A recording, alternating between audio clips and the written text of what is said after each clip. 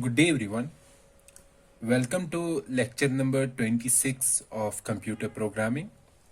And in this particular lecture, we will continue our discussion regarding pointers. We will see how 2D arrays and pointers are related to each other, and we will also discuss dynamic memory allocation. Okay. So in our last lecture, in lecture number 25, we discussed about the pointers. So we introduced you to the concept of pointers, and we also discussed some of the concepts related to the pointers, and also how 1D arrays and pointers are related to each other. And we have said that an array name, in case of 1D array name is a pointer to an array, to an array.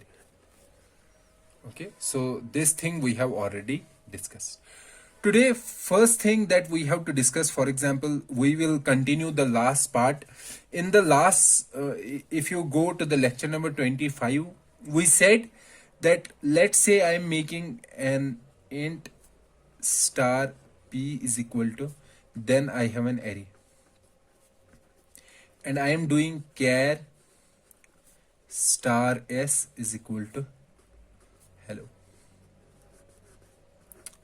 So if you can see that both these representations are of similar format, in the sense that here p is an integer pointer and I am saying that it points to this array. And here I am saying s is a character pointer and it is pointing to this array, to this character array. Okay, but I said that this is not allowed in C programming and this is allowed in C programming.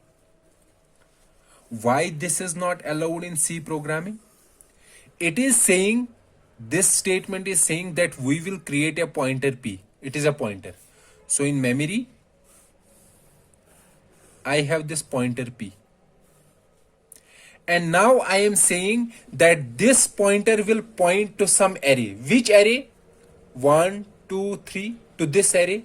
That means I have to store this array in memory. So for storing anything in memory, I have to first allocate a memory. Allocate memory. But you can see that I am not allocating any memory here. I am directly saying that it will point to this array without allocating the memory. So this is not allowed. However, here also I am doing the same. I am making a pointer s and I am saying that it will point to this character array. So that means I have to store this character array in memory. And for storing this character in memory, I have to allocate space. Allocate memory.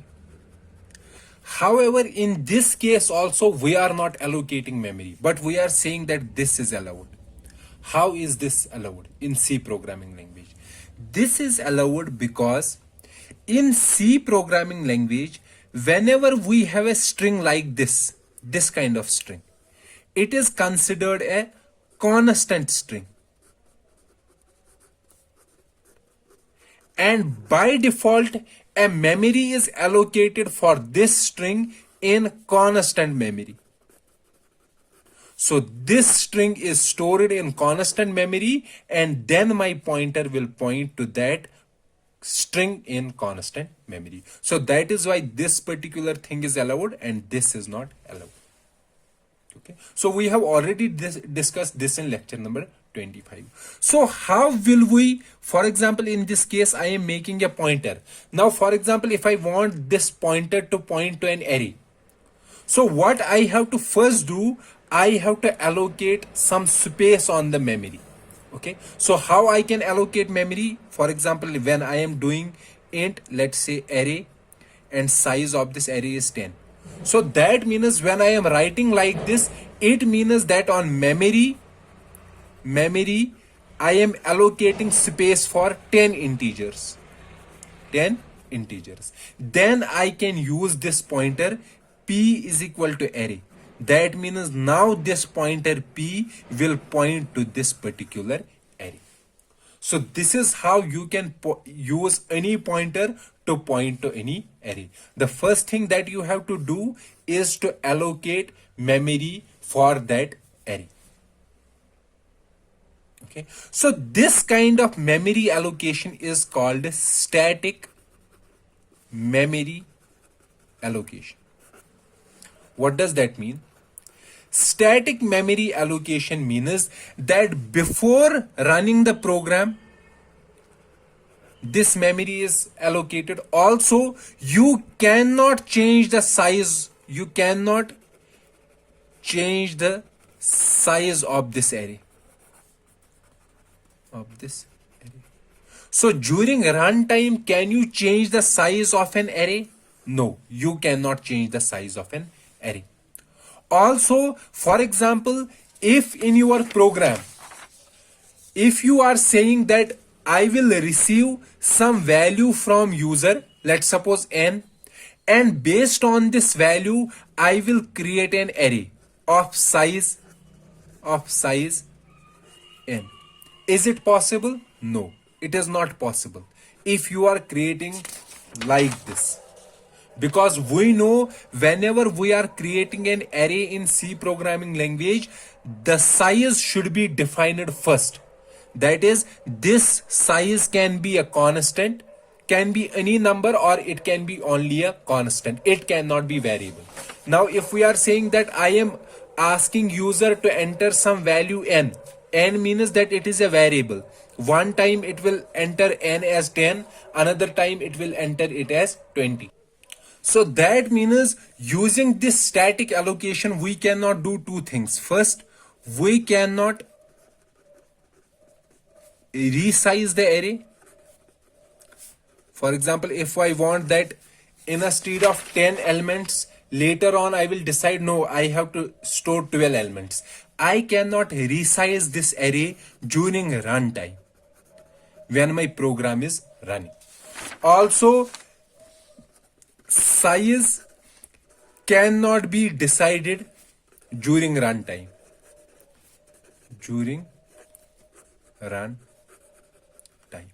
That means this size cannot be a variable. So neither we can determine, we can have size during runtime, nor we can resize this array, this particular array.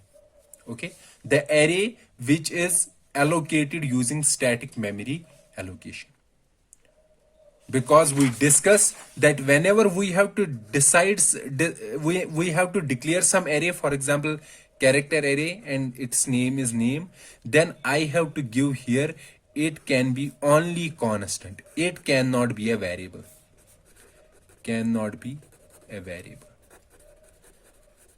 So if it is a variable, then what does that mean?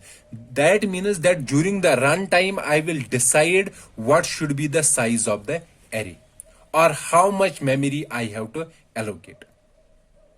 Okay, but I cannot decide during the runtime how much memory should be allocated. For example, if I am using name, I am saying that size of this array is 50. 50 means that in memory, I have to allocate space for how many characters? 50 characters. But during runtime, if I know that no, I have to store only 20. So that means in 20 locations, I will store my data. Other 30 will be useless. Okay, I won't be able to use this. They will, this particular memory will be wasted. So if we are able to determine the size during runtime, then we will allocate only that amount of space that is required to store our data. We won't allocate the memory that is not required, or we cannot allocate a large amount of memory. So for that purpose, we have a scheme in C programming language which is called dynamic memory allocation. Okay, so dynamic memory allocation, this scheme allows us to allocate memory during runtime. So we can allocate memory during runtime. Second, we can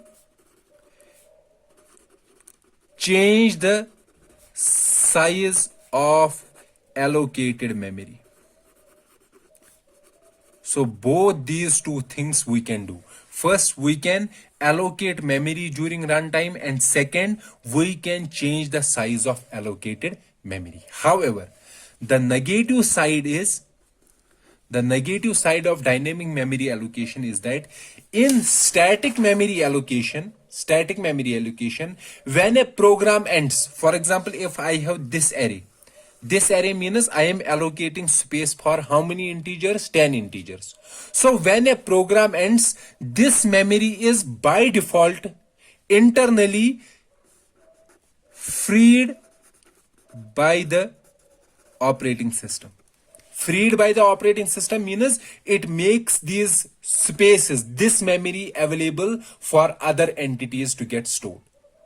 Okay, or we can say this particular memory is freed, or we can say this particular data is removed from the memory. We can use those memory locations. However, the memory that is allocated dynamically, our operating system or our computer system or our compiler does not deallocate, or we can say does not free that memory by default after ending the program. Okay, so what is the negative side? The negative side is that memory allocated dynamically is not freed automatically. However, the memory that is allocated statically, that memory is freed automatically when a program ends. So that means a memory that has been allocated dynamically, we have to free that memory before ending the program.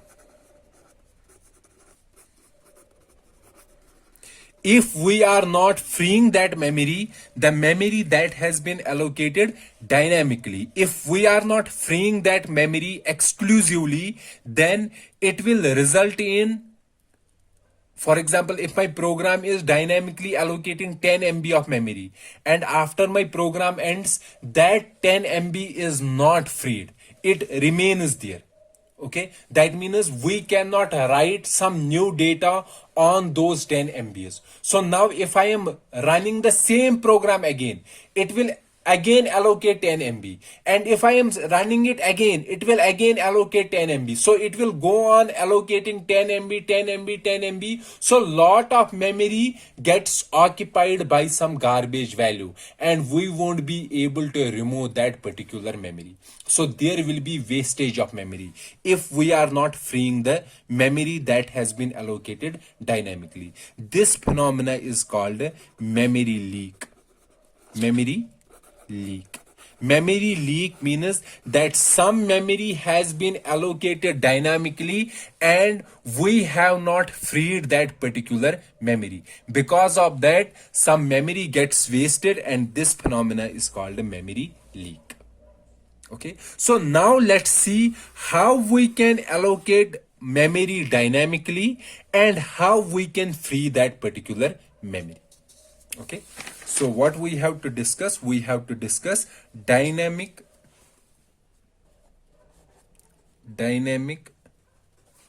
memory allocation.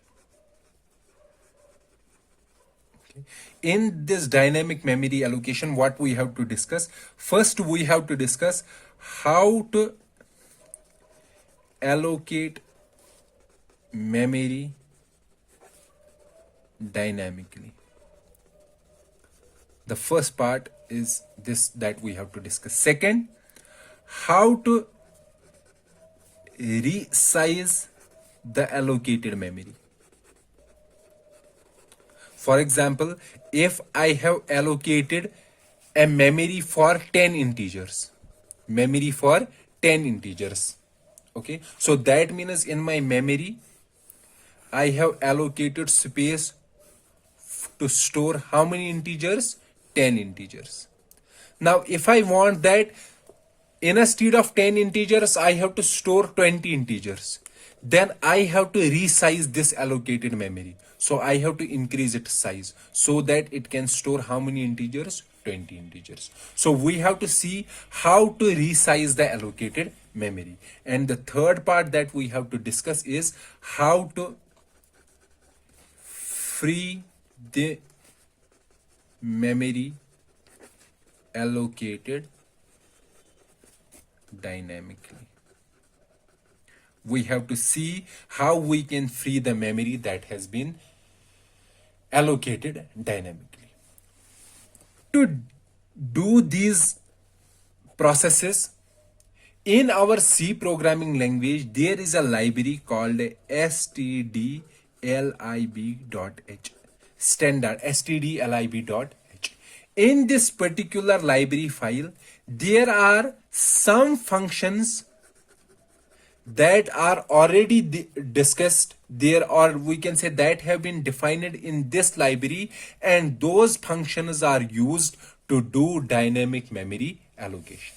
So those functions are used to allocate memory dynamically, to resize the allocated memory, and to free the memory allocated dynamically. And what are those functions? First function is malloc. Second function is calloc. This is memory allocation. Okay. And third is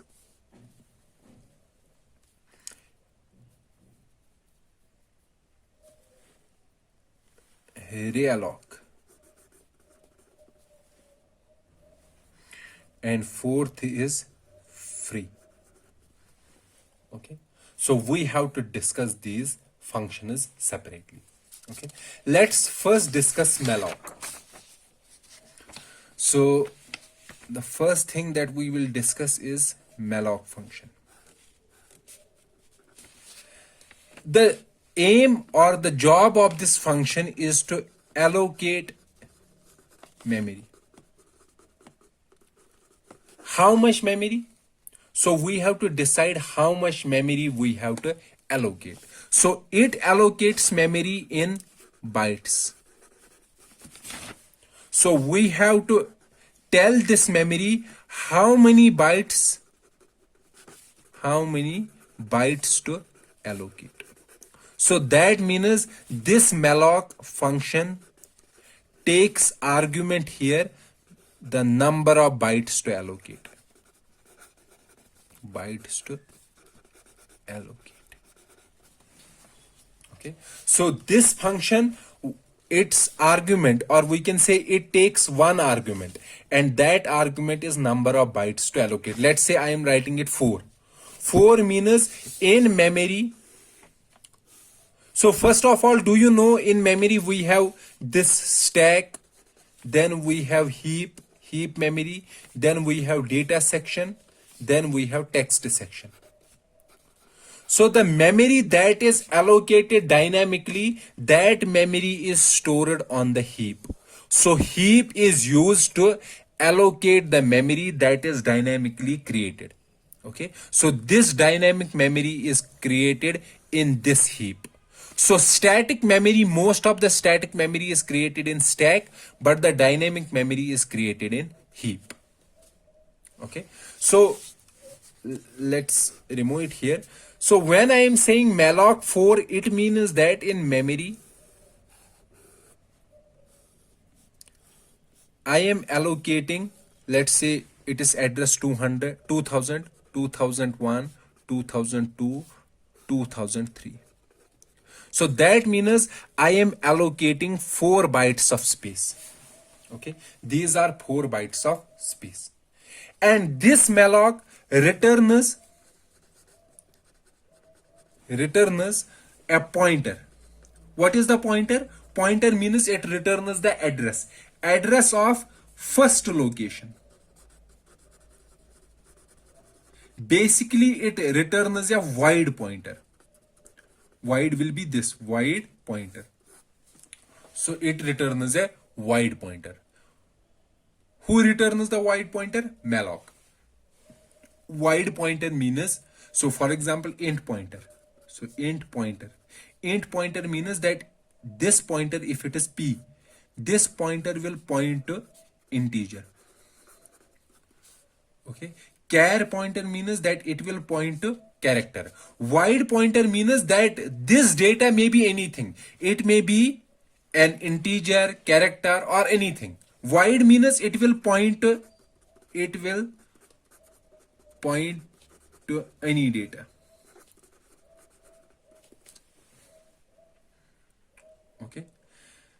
So malloc, what I am saying, malloc creates space on the heap memory. How the number of bytes that it has to allocate, that number of bytes is given here. Okay. So it will allocate 4 bytes of memory. 4 bytes of memory, and it will return the pointer to the first location, and that pointer will be a void pointer. Void pointer means that it will point to any data. So the definition or declaration of malloc is void star malloc and then number of bytes. This is the declaration. Declaration, any function declaration, if I have a function has a name, then arguments and a return type. Return type may be int, char, but here this is function name. This is the argument. And what is the return type? Return type is the pointer. So we have to discuss how to return pointers from the functions, but here you have to keep in mind that this malloc returns the address of first location. Okay, so now let's understand it with the help of an example. For example, let's say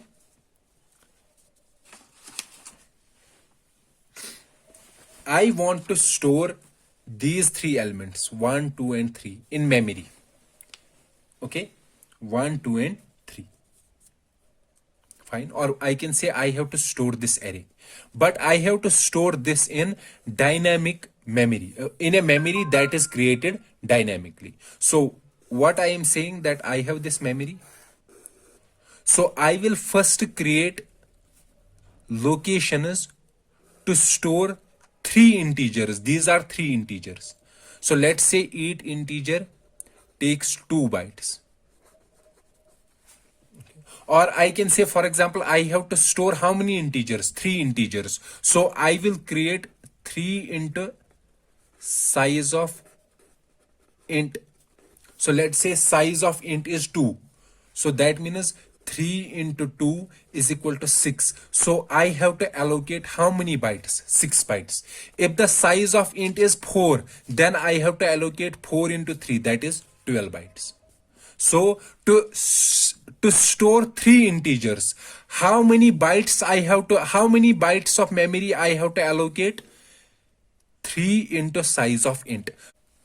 Let's say instead of 3 I have n integers. Then how much amount of memory I have to allocate? N into size of int. So here I am saying integers. If I have to store, let's suppose, n characters, then how much memory I have to allocate? N into size of char. Okay. So what is the first job? First job is that allocate this much amount of memory, n into size of int. So for that I will do like this: malloc n into size of int. So it will allocate how many bytes, or it will allocate space for n integers. It will allocate that space on memory. Now I have to store these n integers 1, 2, 3, let's say up to n in that memory. Okay, so this is my memory, let's say. Now my malloc will return a pointer of type void star.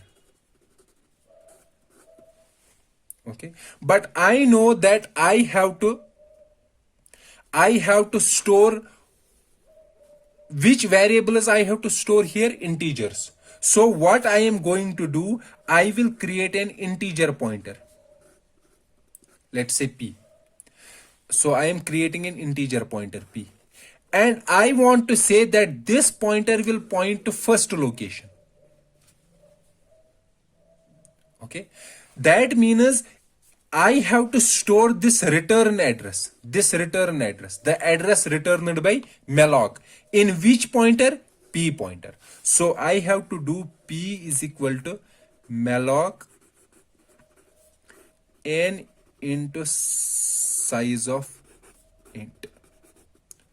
So what is this going to do? It will create space for these variables or these number of integers, n integers. Okay, and it returns the pointer to first location. But we know the data type of this pointer is void star, but data type of p is int star. So we will convert this void star into int star. So how will we convert one data type into another? We will convert it by typecasting. So we will typecast this. For example, when you were converting an integer into float, what does that mean? For example, if I have 5 and I want that this 5 should be treated as float, then I have to write float 5. Then this 5 will be treated as float. So here this is called typecasting. Here my malloc or the address of first location. This is the first location. I want that this address should be an address of integer. So that means I have to convert this address into which format? Integer format. That means my program should treat this address as integer address. Okay. So that is why I am doing typecasting int star. So in P, now my P is pointing to first location.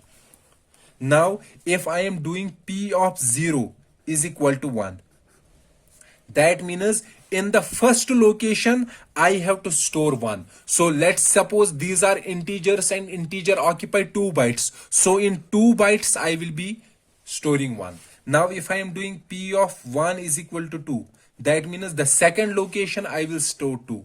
Now, if I am doing P of 2 is equal to 3, that means the third location, I am storing 3.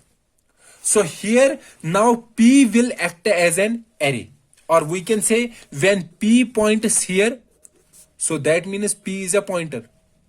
Okay. Now if I write star P is equal to 1, that will be same as P of 0 is equal to 1. Now P plus 1 means move one step. So one step will be an integer step. So it will move here. So star is equal to 2. This will be same as this. Okay. So this is how memory is allocated dynamically in C programming language. So you are using malloc for that particular purpose. Now let me write a small program that will help us to understand this malloc function in detail. So let's say I want to take n as input from user.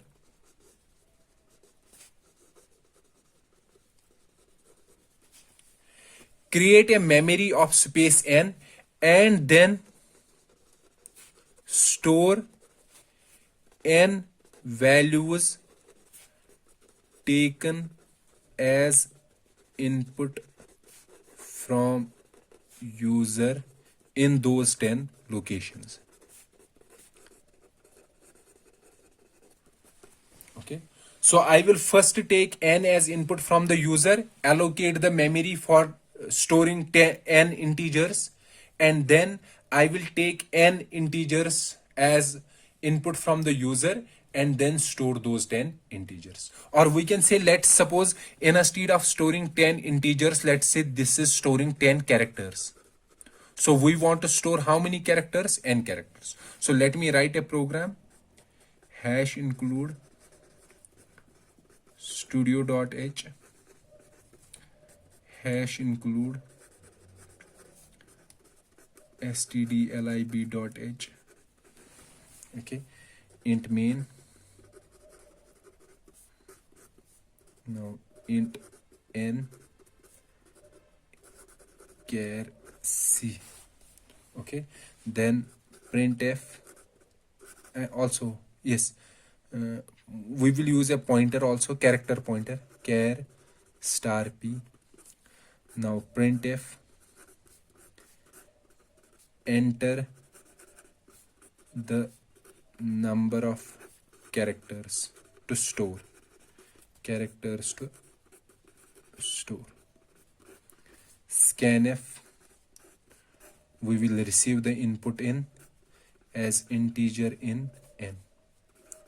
So we want to store how many characters? N characters. So first of all, I have to create memory for n characters. And for creating memory for n characters, I have to do malloc n into size of char. And we know this malloc returns which pointer? Void pointer. And we want to store that address in P. So this void pointer, we have to tell our program that treat this pointer as character pointer. So we have to typecast is as character pointer. Okay. So now we got a memory of how many capacity of n characters. And we can use P to access those n characters. So now we will run loop for I is equal to 0, I is less than int I is less than n, I plus plus. Okay, now we will take input as character and store it at address P plus I, this address, and then last will be return 0. So if you can see, the first character will be stored at address P. The second character will be stored at address P plus 1. Okay, this P will be same as and P of 0. P plus 1 will be same as and P of 1. And likewise. So we will store n characters in the memory. And also I said that any memory that has been allocated dynamically, we have to free the memory. And for freeing the memory that has been allocated dynamically, we have to use free function. This free function, it is like this: free, then name of pointer. Name of pointer which is pointing to that memory. To that memory. Okay, so here I have to free the memory that has been allocated dynamically. This memory has been allocated dynamically, and I want to free this memory. So how will I free this memory? At the end, I have to write free and the name of the pointer that is pointing to that memory. So which pointer is pointing to that memory? This P. Free P. So this will free the memory. So this is how free function is used. Now, this was about the malloc function. Another function is calloc function. This is same as malloc. Same as malloc. What is malloc taking as argument? It is taking number of bytes. Calloc, it does the same job as is done by malloc. It also allocates memory, but it takes the argument as, it takes two arguments. First is number of entries and the size of every entry. For example, if I have to create space for 10 integers, then using malloc, how I will create space for 10 integers? I will do malloc 10 into size of int. Now if I want to use calloc, how many integers, for how many integers I have to create the space? For 10 integers. Then here I have to give the size of each entry, and the size of each entry will be size of int. So here I have to write size of int. Or otherwise, if I know that size of int is 2 bytes, then I will write 2 here. So this is the difference between malloc and calloc. Malloc also returns void pointer, and this also returns void pointer. So we have to do typecasting in both the cases. Malloc takes input or arguments as number of bytes. Calloc takes how many entries and the size of each entry. And also malloc initializes those entries or the allocated memory with garbage values. However, calloc creates the memory and also initialize all of those entries with 0. So that is the difference between malloc and calloc. So this completes our malloc, calloc and free. Now we have to see realloc. For example, if let's suppose int star p, then I have done p is equal to int star malloc 10 into size of int. So what does this mean? This means that I have created space for how many integers? 10 integers. And to that space, who is pointing to that space? P is pointing. Now if I want that, no, instead of 10 integers, I have to store 15 integers. So I have to change this memory. Okay, so from 10 I have to make it 15. So P is pointing currently to how many integers? 10 integers. And now I want to resize the memory. Now this P should point to 15 integers. So how will I do that? I have to use realloc function. So I will do P is equal to same int star, then realloc, then pointer name. So pointer name is P, the previous pointer name, same P, comma, new size. New size will be, for example, 15 into size of int. So this is how a realloc function is working. So it is reallocating the space at the same location with a new size. So this will be a new size. Okay, so realloc is used to change the size of a already allocated memory. Now let's write a small example that will help us to understand a realloc and some points related to the realloc. For example, if I am doing int star p and then I am doing p is equal to malloc, let's say 5 into size of int, and also here int star, then I am doing p of 0 is equal to 1, p of 1 is equal to 2, p of 2 is equal to 3, p of 3 is equal to 4, p of 4 is equal to 5. So up to this point, what it means is that in memory, so this is my memory, I have created space for 5 integers, 1, 2, 3, 4 and 5. Now P is my pointer, so this is my P pointer and it is pointing to this location, first location. Here I am storing 1, then 2, then 3, then 4, then 5. Now if I want that, I want to increase the size of this memory to 7. So instead of 5 integers, I have to store 7 integers. Then as I said, I will use realloc. So I will do P is equal to int star realloc P comma 7 into size of int. So what it is going to do, it will go to this location, to this P. And it will now allocate instead of 5, how many integers? 7 integers. Okay, now P will point to these 7 integers, these 7 locations, and the previous data will be there. 1, 2, 3, 4, 5 will be there. Only new 2 spaces will be available. Now you can write data here or you can write data here. So I can do P of 5 is equal to 6, P of 6 is equal to 7, and also I can rewrite the previous data. P of 4 is equal to 8. So this means here I am writing 7, here 6, here 7, and here I am rewriting it as 8. So that means realloc, it is used to change the size of allocated memory.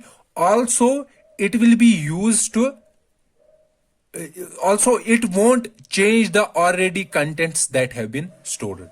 Another thing is that you can also use realloc to shrink the memory. So that means, for example, is previously it was 5. If I am using 3, that means 3 will point, P will point to only 3 locations. The other 2 locations will be freed. So these locations. And we will lose the data as well here in these 2 locations. And also at the end, we have to free the dynamically allocated memory. So we have to free this pointer P. Another thing that you have to remember, that when you are dynamically allocating memory, so you may be dynamically allocating memory using malloc, calloc, or realloc. However, if there is a scenario that these are not able to allocate the memory, for example, if I am saying that I have to allocate 1000 bytes, but the 1000 bytes memory is not available, so these functions will return null value in that case. So in which case they will return null value? The case in which they are not able to allocate memory. Null value, null in C programming also means 0. So they are returning 0, but we will say they are returning null. So null is a symbolic constant for 0. So it is a well-defined constant. You can use it in your program. So when I am doing, for example, P is equal to, if I am doing P is equal to int star malloc n into size of int, then what I have to first do, I have to check if P is equal to null, null. You can directly write null in your program. If P is equal to null, what does this mean? P will be null if this malloc is not able to allocate the space. Then we will do printf memory is not available and return means end the program. Okay, so every time we have to first check whether P is null or not. P is null means, P is equal to null means it is not pointing to any address, or P is equal to 0 means it is not pointing to any address.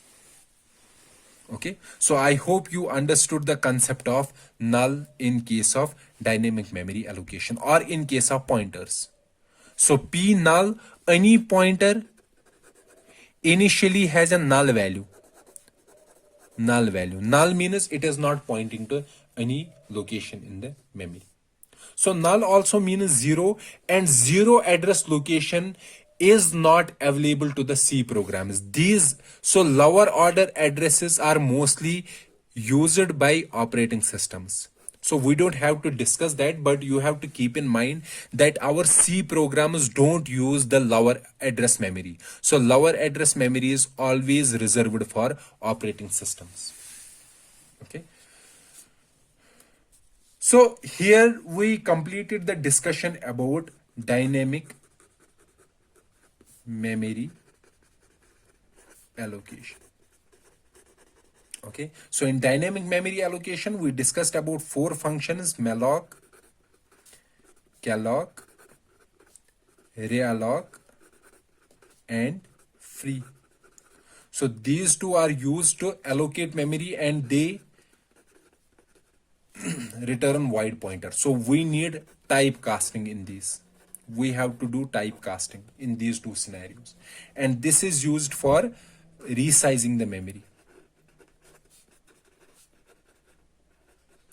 And this is for freeing the dynamically allocated memory. And you have to remember the memory that is dynamically allocated, it is allocated on the heap memory. Okay, and this memory has to be freed exclusively using the free function. So here we completed the discussion about dynamic memory allocation in C programming language. Now we will discuss some more concepts here related to the pointers. Now let's discuss the concept of array of pointers.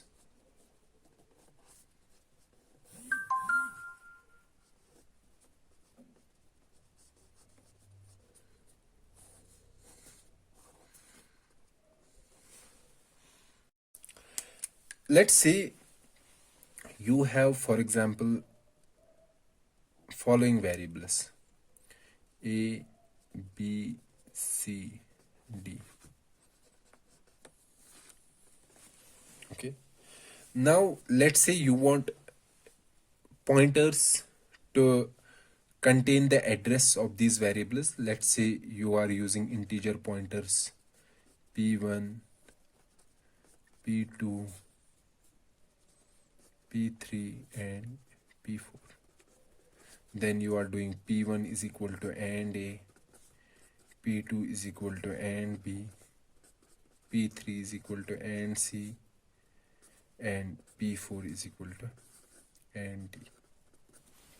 Okay, so in this program you can see that you have some variables and you need some pointers to store the address of these variables. So instead of using these n number of pointers, why can't we have an array of pointers? Array of pointers. For example, here, instead of having 4 variables, let's have array of integers. Int array 4. So this means this array has 4 integers: array 0, array 1, array 2, and array 3. These are the 4 integers instead of using a, b, c, and d. Likewise, we can have array of pointers.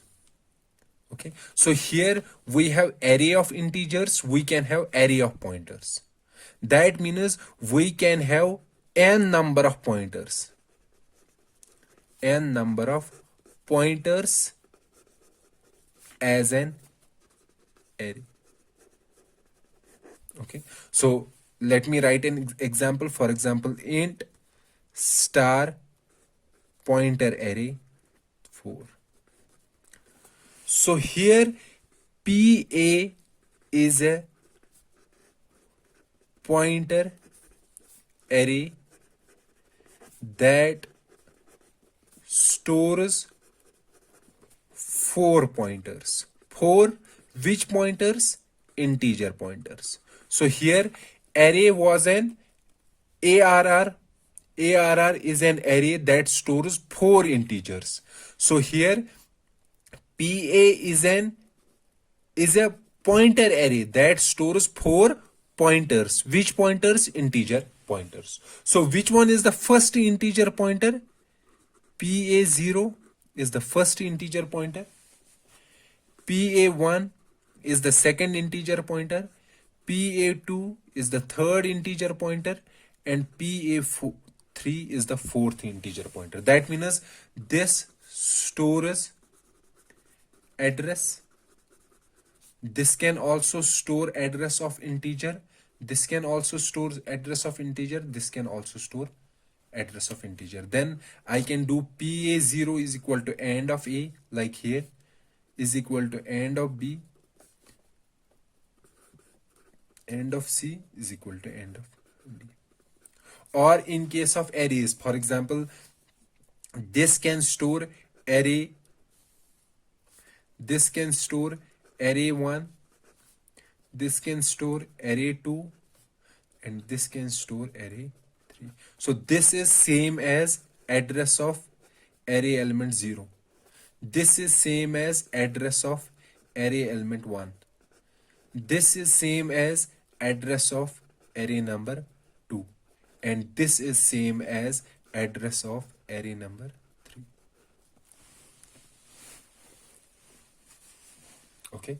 So if I now do, for example, star PA0, star PA0 will be same as A, and that will be same as array of 0. Star PA1 will be same as B, or it will be same as array of 1, and likewise others. So here we can say PA is a pointer array that stores 4 pointers. So that means we can use an array of pointers. Okay. So you can use an array of pointers in your program. So here, for example, if you do size of ARR, that will give us the size of 4 integer elements. So what is the 4 integer elements? Let's say 8 bytes. If each integer byte occupies 2 bytes, then 4 integers occupy 8 bytes. Here also, if you try to find the size of PA array, it will give the size of 4 integer pointers. So this is all about the array of pointers. So you can use an array of pointers. For example, if you have to use an array of character points, how will you declare it? Char star and name of that pointer, and then let's say 4. So you can use, for example, char star name 4 is equal to, or so here char star name 4, it means that I have 4 character points: name 0, name 1, name 2, and name 3. This can point to a character array, or we can say string. This can also point to string, this can also point to string, this can also point to string. So that means I can also write character star name is equal to this, an array is equal to string 1, string 2, string 3. So what does this mean? It means that I am creating 3 character pointers. Name 0. This will point to string 1. Name 1. This will point to string 2 and name 2. This will point to string 3. So these are my character pointers. So their data type is character star. These are character pointers that can point to separate strings. But you have to remember that these are constant strings. Constant strings means that you cannot update them. So updating string 1, so we will learn about updating the strings, or we can say we will learn about 2D arrays, because here, for example, if I have to update this particular entity. So name, for example, name 0, it stores address of string 1, string 1. Okay. Now if I have to find this element, this is 0th element, this is first element, second, third, fourth, fifth, sixth. So I have to update third element. So that will be name 0 star. What will be name 0 star? So name 0 star will be stores address of this string. So let's do one thing. Let's wait how to update this before we read the 2D arrays and pointers, because I can write it like this. For example, to update the third, we have to write it like this. Let's say I want to update it with 3, then I have to write it in this format. But to understand this format, we have to understand the relationship between 2D arrays and pointers. So let's leave this particular portion here, how to update a string here. Before we will first complete the discussion about 2D arrays, then we will see how to update the element in a 2D array. Okay. Now, what I was saying, that you can use an array of pointers, and that array of pointers can be used to store the address of multiple elements. Okay. So this completes our discussion about array of pointers. Now let's discuss about the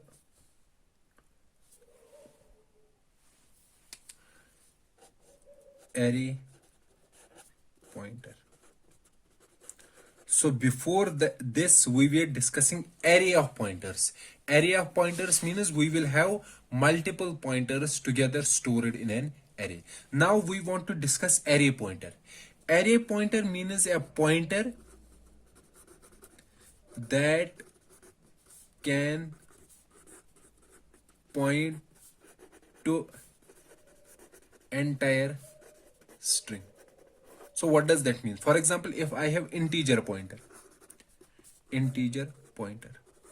so let's say int star p.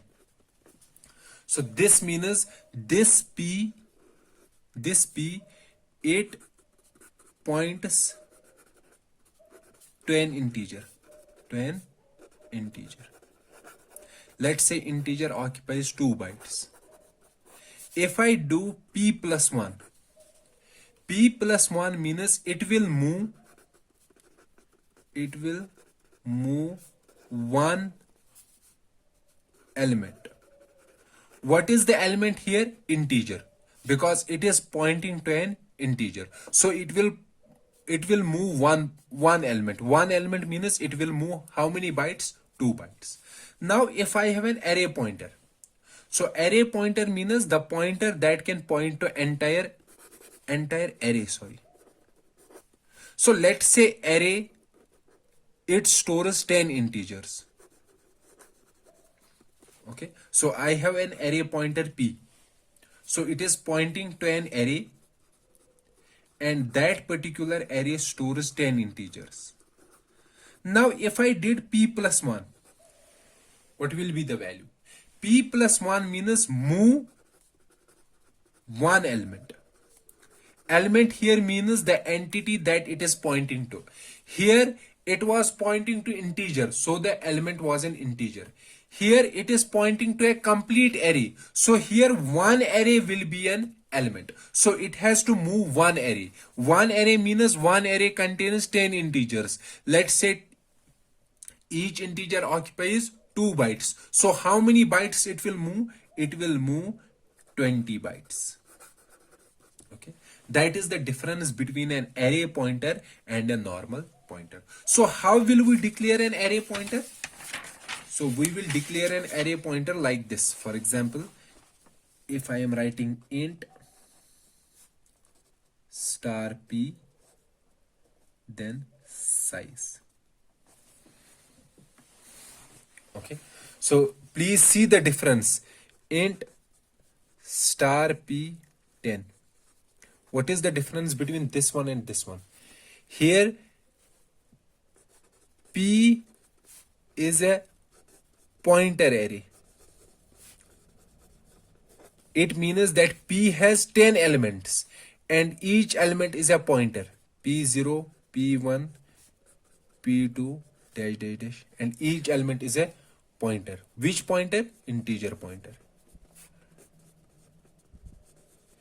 Here, when I am writing bracket, we are writing bracket because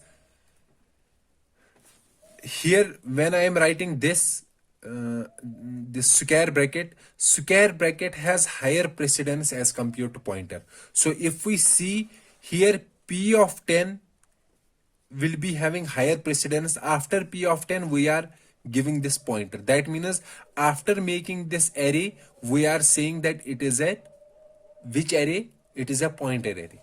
Okay, here we are writing in brackets means that p is a pointer that points to an array of 10 elements. 10 which elements? Integer elements. Okay, p is a pointer that points to an array of 10 elements or 10 integer elements. So now, for example, if I am doing like this, int array 10.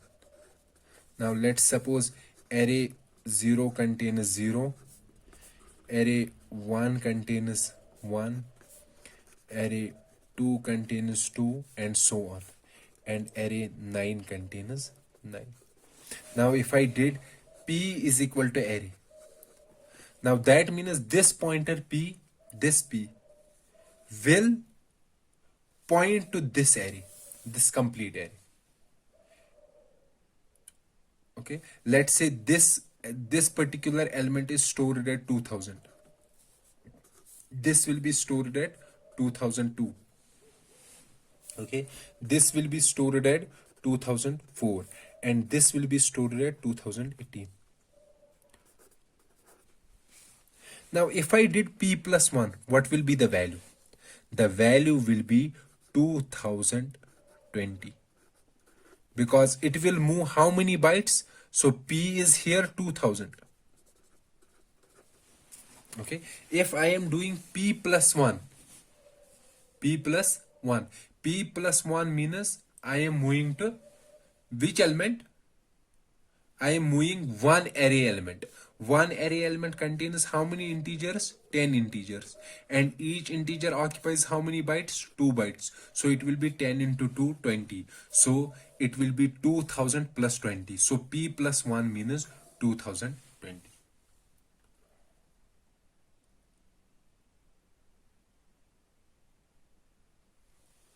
Okay.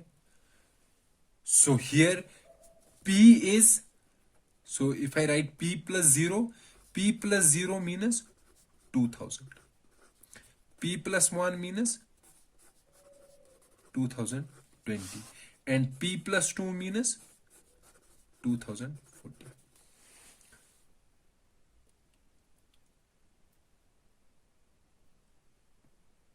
Fine.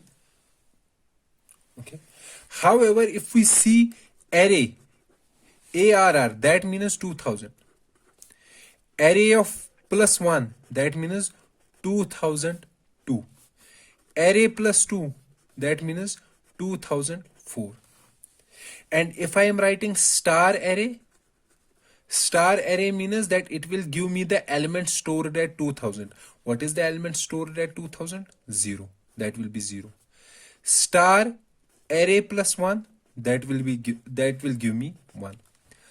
Now here I have understood how I can access elements using an array, this name. So that is star array will give me the 0th element, star array plus 1 will give me the first element, and likewise. Now the question is how I can access the elements, these elements, using the array pointer. So how will you access? Because we know that p plus 0 is 2000. 2000 means it is pointing here. And if I did p plus 1, it is 2020. So that means p plus 1 will move to the last, after the last element, whichever element is after the last element. But we want to access these elements, in between elements. How will we access these elements? Using the array pointer. So in array pointer, you have to remember when we are doing star. So first p plus 0. So p plus 0. Now if I am writing, for example, star p plus 0. Okay, star p plus 0. What will it give me? So star p plus 0 means star 2000. So star 2000 will say give the value stored at 2000. Now we know that value stored at 2000. So if we see from 2000, so the values are stored from 2000 to 2019. So it will return all these values, because whenever you are writing star, for example, I am writing star array. So it will give star 2000. Star 2000 means value stored at address 2000. So it will give value as 0. But here it won't give value as 0. Why? Here array was pointing to one element. But here P is pointing to element, here is an entire array. So it will return the entire array.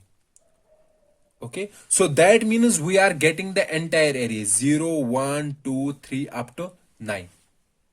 So what I am saying here, so let me repeat it for your understanding. So I am making an integer pointer, sorry, an array pointer that is pointing to 10 elements of an array. Okay, and I have another array that is of 10 elements. Now in this array I am storing elements. Array of 0 is 0, array of 1 is 1, and so on. Array of 9 is 9. I am saying this is stored at 2000, this is at 2002, and this is at 2018. Also I am doing p is equal to array. That means p contains address 2000, but p is a array pointer. That means it points to a complete array. And what is the size of this array? The size of this array is 10 integers. So let's take the array ARR or AR plus 1. So it also stores 2000 and it stores 2002. So array 2000 and P also store 2000. The difference between P and array is array points to a single integer, but P points to an integer array which contains how many integers? 10 integers. If I did star array, it will give the value, that single integer value stored at 2000. And what is that single integer value? 0. And if I did star p, it will give the value stored at 2000. Which value? These 10 integers. So it will return 0, 1, 2, dash, dash, dash, 9. It will return this array. So that means if I have an array pointer, this p is my array pointer, and if I am writing star p plus 0, it will return the complete array. Now in this complete array, if I have to find the address of each element, okay, So this complete array, I got this complete array using this particular phenomena. So we can say that this particular thing. So for example, if I'm writing star array plus 1, star array plus 1 will be same as array 1. Okay, so here we have star p plus 0. Star p plus 0 will be same as p of 0. Now p of 0 is giving us this entire array, this array. So p of 0 we can say means this. So p of 0 is now 0, 1, 2, 9. The address of first element will be p of 0 plus 0. Address of first element. The address of second element will be p of 0 plus 1. The address of third element will be p of 0 plus 2 and so on. So this will be the address of first element. This will be address of second element. So the value of first element will be star p of 0 plus 0. The value of second element will be star p of 0 plus 1. And the value, likewise value of others will be star p of 0 plus 1. So what I am trying to make you understand here is that if p is an array pointer,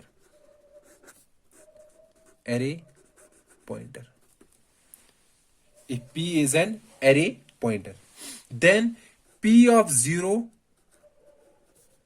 means star p plus 0. It gives the entire array. So p of 0 means the entire array, or we can say p of 0 points to entire array.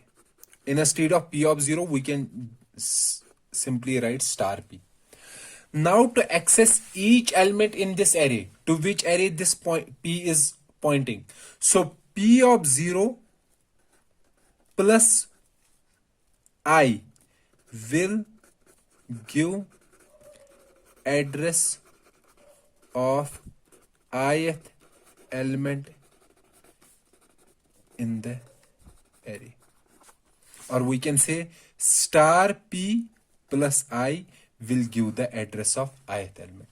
So that means star p plus I. This is the address of ith element. So adding star at the end will give value of ith element in the array. Okay, so let me make you understand with the help of a small pictorial representation. So let's say this is an array. This is single dimension array. So let's say it contains following elements: 1, 2, 3, 5, 6, 4, 3, 4, 8, 9. So this is 0, 1, 2, 3, 4, 5, 6, 7, 8, 9. So this is an array of 10 elements. Let's say we have an integer pointer. Okay, and now this integer pointer points to this array. So let's say this is at address 2000, this is 2002, this is 2004, and this is 2018. Okay, so now I am saying this p is pointing to this array. So let's say int array 10, and this array is this. So this array is pointing here. Array is pointing to element 1. Array plus 1 will point to element this. Array plus 2 will point to here, and so on. This will be array plus 9. Here p is a pointer that points to this entire array. This entire array. Okay, p. If I write star p, star p means this complete array, or we can say star p will point here. Then, or we can also say star p plus 0. If I am writing star p plus 1, it will be here. Star p plus 2 will be here, and so on. Last one will be star p plus 9. Okay, so I can get the value at this using star array or star p plus 0. I can get this value as star array plus 1 or star p plus 1. So what are you getting? If you have an array pointer,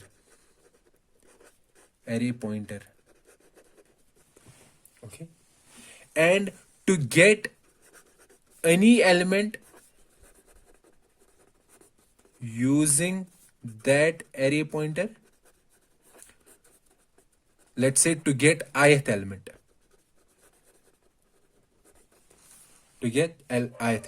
we have to do star p plus I. It will give us address of ith element in that array, and star p plus I will give ith element. Okay, now let's use this concept of array of pointers in understanding the relation between 2D arrays and pointers.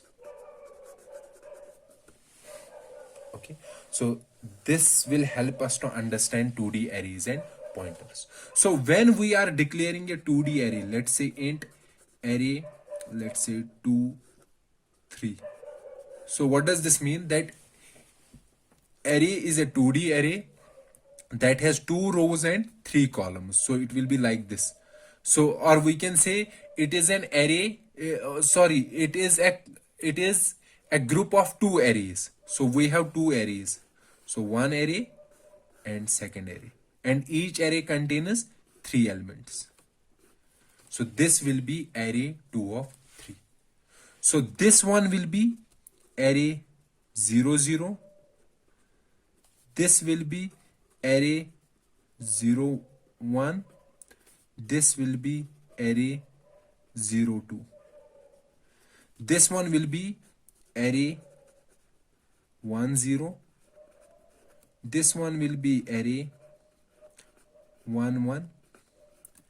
This one will be array 1 2. Let's say address of this is 2000. This will be 2002. This will be 2004. This will be 2006. This will be 2008. This will be 2010. So my array, this ARR, it will point to this complete 2D array. Okay, so it will be pointing to complete 2D array. So value here will be 2000. And if we see, we have 2 arrays here. The first array will be array 0. The second array will be array 1. So this array 0 is an array pointer to first array, or we can say 0th array.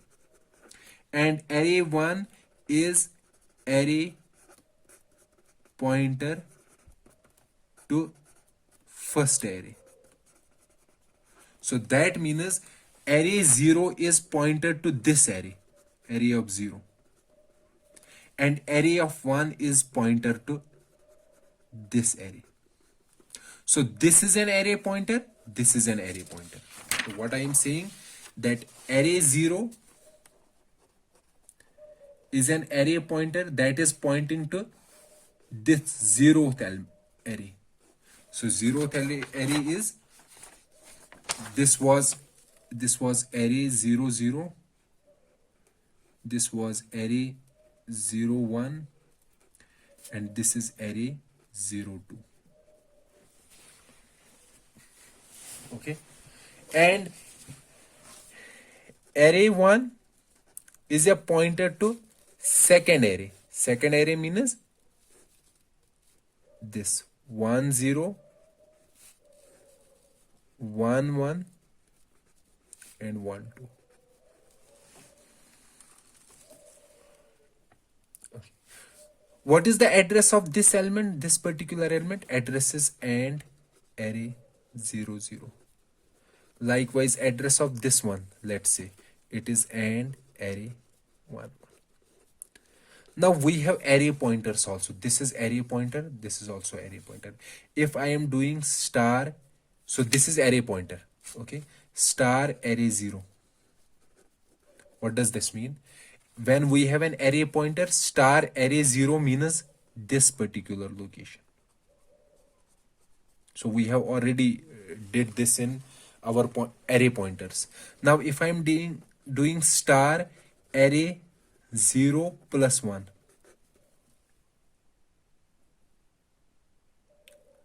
okay, star array 0 plus, sorry, so I am saying that this is an array pointer, or we can say this is pointing here. Okay, it will be same as so let me rub it here, sorry. So array of 0 is a pointer to 0th array.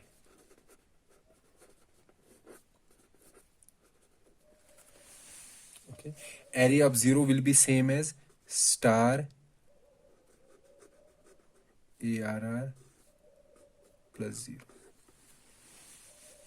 Okay, and if we have an array pointer, now we want to access any other element here, any other element, I have to do, for example, array 0 plus I will give address of ith element in the array to which array 0 is pointing. For example, previously we were saying that, let's say int star p, this is an array pointer. Okay, now if I have to get any element, so p is an array pointer, p. So if I have to get any element in this array pointer, what I have to do, star p, so what I am going to do, star p, so plus I, star p plus I will give address of ith element, and star p plus I will give that element. So it will be same as star p plus I will be same as, so p of 0, we can write p of 0. So star p is like this, p of 0 plus I. So likewise here, array of 0 plus I will give address of ith element in the array to which array 0 is pointing. And we can say that now we know array of 0, it is same as star array plus 0. So star array plus 0 plus I will give address of ith element in 0th array. And if I have to get that element, star array plus 0 plus I will give ith element. So this is same as array 0 I. So this is same as array 0 I. Now if I have to find array 1 2 in terms of array pointers, how will I write it? It will be star array plus 1 plus 2. Okay, so let me make you understand it again. So what I am saying here, that if I have a 2D array, so let's say this is my 2D array.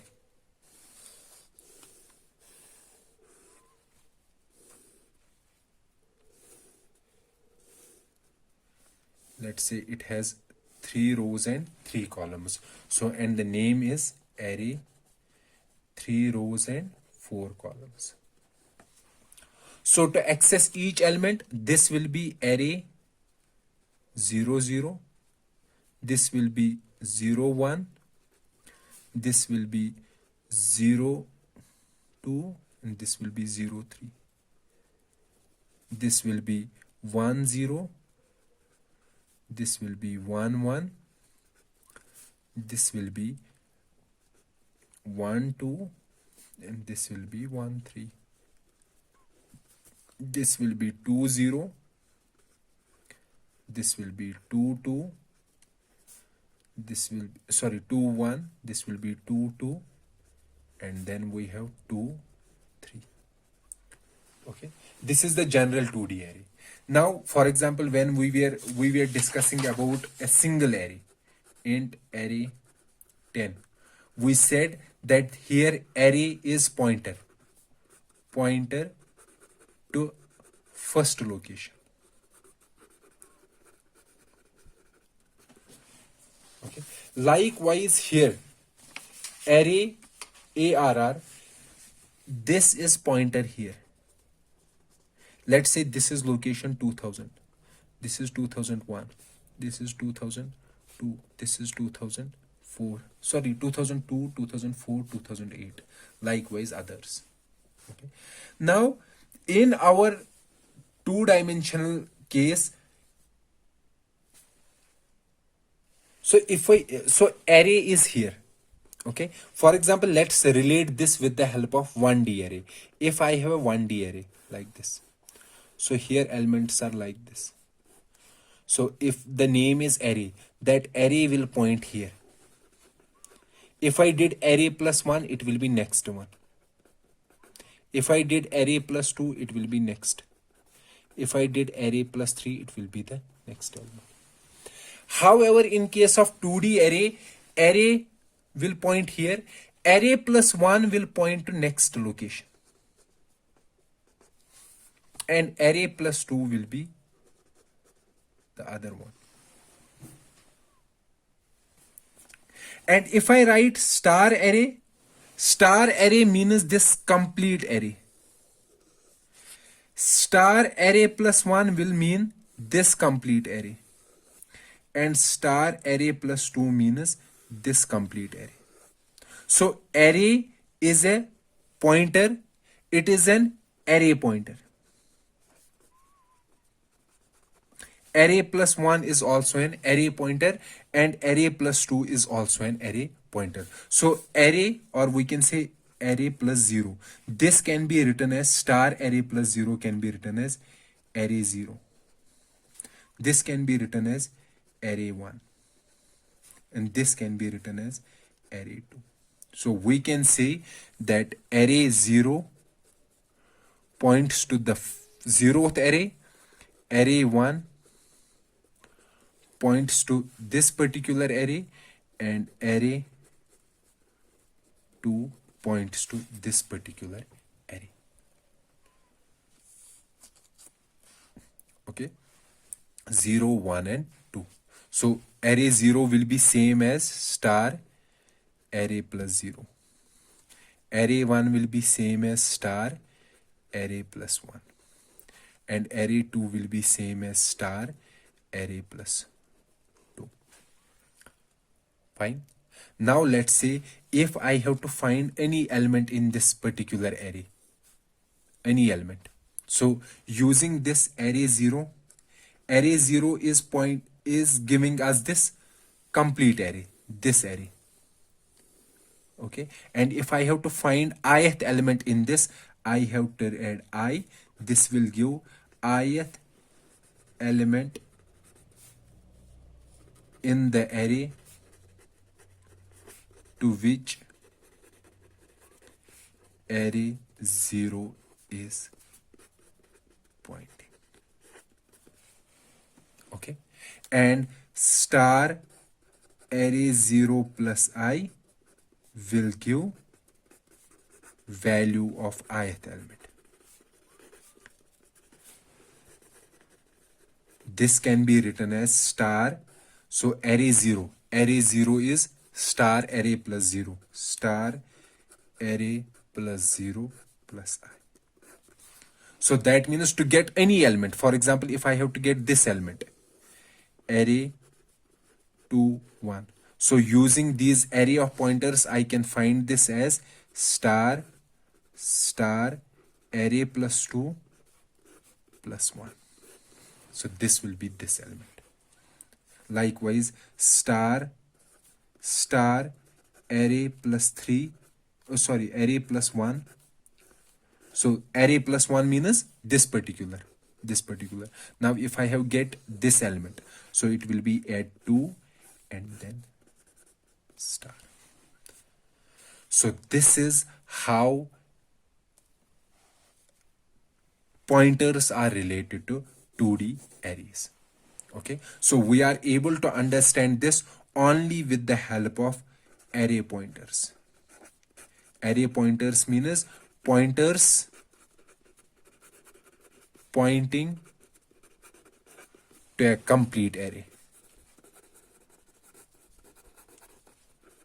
Here in 2D, if you can see in 2D, this array 0 is an array pointer that points to 0th array. Array 1 is an array pointer that points to 1th array, and array 2 is an array pointer that points to 2th array. Likewise, in case of multidimensional arrays, let's say we have array 1, array 3, 2, 4. So it is a multidimensional array. It means that there are 3 2 cross 4 arrays, 2 cross 4 2D arrays. So how many arrays are there? 3 2 cross 4 2D arrays. And in that, array 0 will point to 0th 2 cross 4 2D array. Array 1 will point to first 2 cross 4 2D array, and array 2 will point to second 2 cross 4 2D array.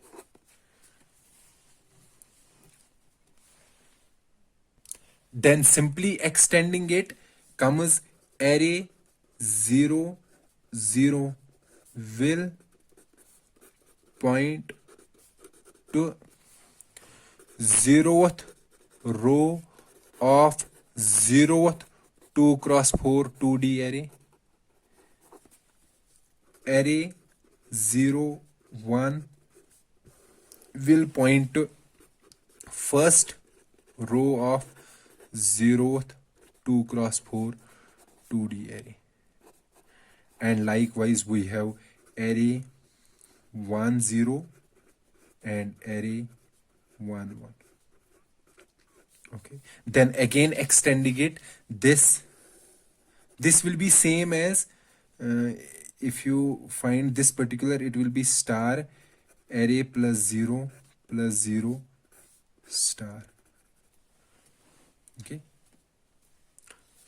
then array 0 0 plus I gives the address of ith element in 0th row of 0th 2 cross 4 2D array. This will be same as star array plus 0 star plus I. And to find the value, it will be star array plus 0 plus I whole star. So this can be extended to any multidimensional array. So this is how 2D arrays are related to pointers. So it is my suggestion to all of you to repeat this particular lecture 1 or 2 times so that you get the concept of arrays and 2-dimensional arrays and pointers in your mind, and you won't face any difficulty in understanding the concept. So let me stop this particular video here. We will meet in the next lecture where we will recap this particular thing, and we will also discuss some remaining portion related to the pointers, and then we will complete the discussion about the pointers. So let's meet in the next lecture. Till then, goodbye.